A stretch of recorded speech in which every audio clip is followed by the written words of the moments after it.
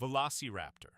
Despite being one of the most recognizable dinosaurs in popular culture, almost everything the movies got wrong about it starts with its size. The real Velociraptor was roughly the size of a turkey, standing about 1.5 feet tall at the hip and weighing somewhere between 30 and 40 pounds. The creatures sprinting through Jurassic Park were actually based on Deinonychus, a larger relative, and the name Velociraptor was used largely because it sounded better on screen. Steven Spielberg's team even consulted with paleontologist Jack Horner during production, who was fully aware of the discrepancy. The decision was purely cinematic. What it lacked in size, it likely made up for in behavior.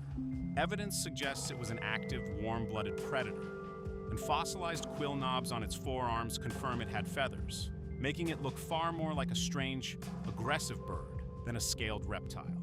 The Jurassic Park version, scaly, green, and vaguely lizard-like, was already outdated by the time the first film released in 1993 and became increasingly difficult to defend as feathered specimens piled up through the 1990s and 2000s. Jurassic World in 2015 briefly acknowledged this when a character points out the animals should have feathers, only for another character to wave the concern off by saying audiences wouldn't find them scary.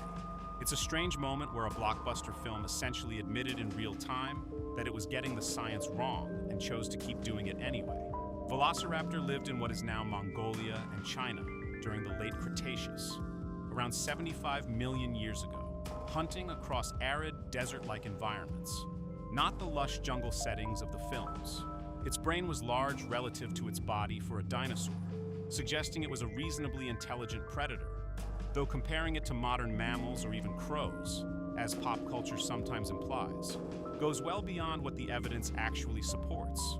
One of the most extraordinary fossils ever found shows a velociraptor and a protoceratops locked in combat, both killed and buried simultaneously, possibly by a collapsing sand dune, frozen in a fight that happened 80 million years ago.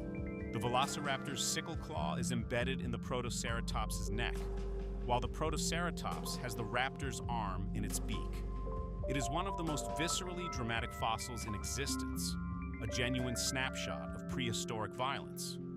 What it also tells us is that Velociraptor was willing to take on prey that was significantly heavier than itself, which suggests either considerable confidence in its own ability or a level of desperation, possibly both.